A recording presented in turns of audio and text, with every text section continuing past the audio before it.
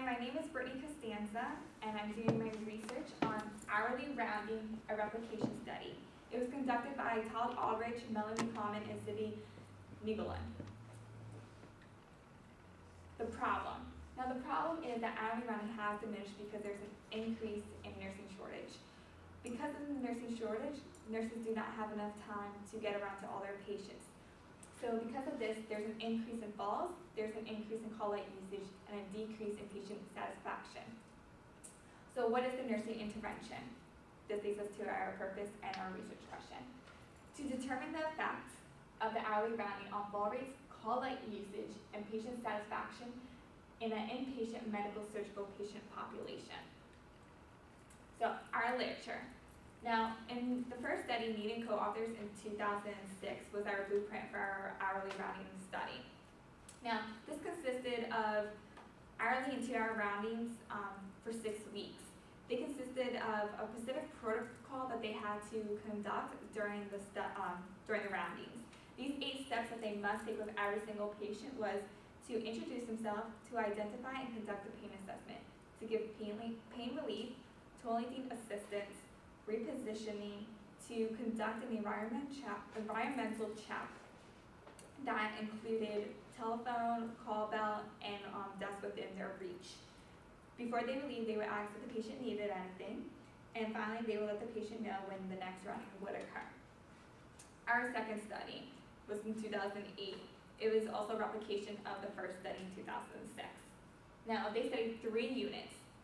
They didn't know if there was an actual control unit, but they did go for 8 weeks, and they found their results as reductions in their call light usage as well as an increase in their patient satisfaction. Now, our third study, it was not discussed because there was no data available. Our fourth study, there was an effectiveness of fall interventions, which included alarm systems, ID bracelets, an educational seminar to prevent falls. However, hourly rounding was not looked at, so this is why hourly rounding is looking at in this particular study. So hourly rounding, what can it do for us? It can increase our patient satisfaction, it can decrease those patient falls, and decrease the call light usage.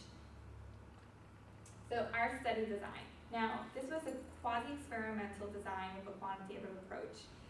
It was 2 units, an experimental unit and a control unit. It consisted of a medical surgical unit, which they were similar in size.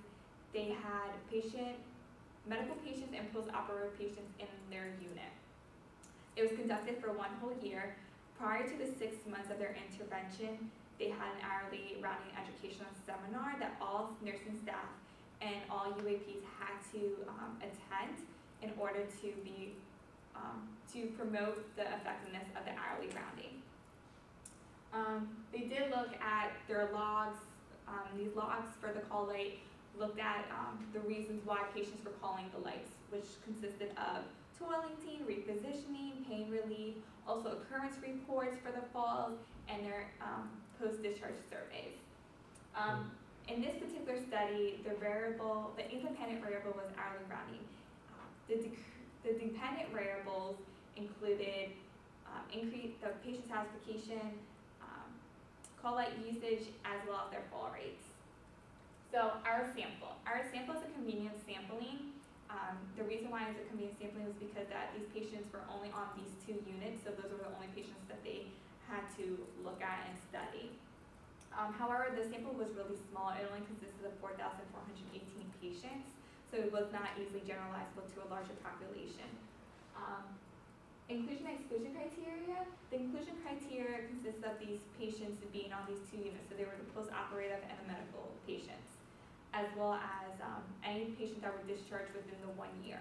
So exclusion would be any patients not on the 2 units, as well as patients discharged prior and after the conduction of the study.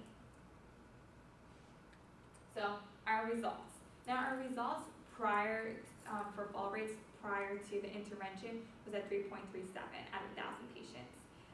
6 months of the intervention, it decreased to 2.6 out of 1,000 patients.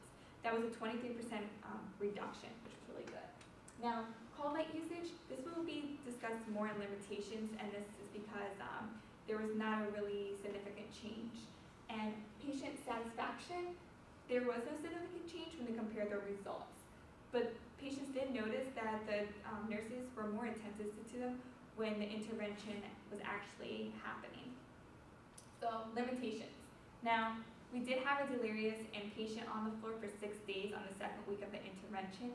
This patient rang the call light bell 187 times for no apparent reason. Now, nurse floaters. Because during the 6 months of the intervention, there was a shortage of patients, these floaters went to these two units.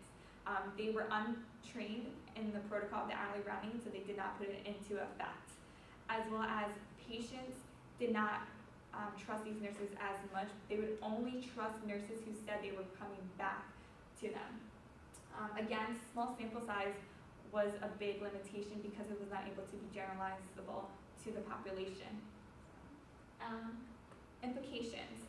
Now, implementing our hourly rounding could have potential benefits. These benefits, again, include our trust, call light usage being less used, fall rates decreasing, which is a really good thing because we don't want patients to stay on these floors longer than what they have to be. All employees should have a wide-based training. This would be very effective to all employees as well as to their patients, since patient care is the most important thing. Nurse managers who are putting this onto their floor should be efficient and consistent to all the shifts. Conclusions. This demonstrates the importance of hourly rounding because there's so many benefits. Optimal care is the best thing that we need. We need these patients to feel comfortable, to make sure that they're feeling like they're being taken care of. So hospitals should make these as goals, as well as the nurses and everybody else who's taking care of these patients. Finally, there was a connection that I found interesting, that call light usage is connected to both fall rates and patient satisfaction. You can see that because if the reason why they're ringing the light bell, they're ringing the light bell because they need somebody to help them. They might need to go to the bathroom, and sometimes they feel like they're not getting any help. They're going to do that on their own. So finally, this leads to my references. This is my article that I used, that I conducted.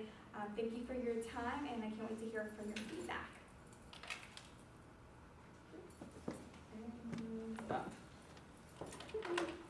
Good. Okay, how many minutes?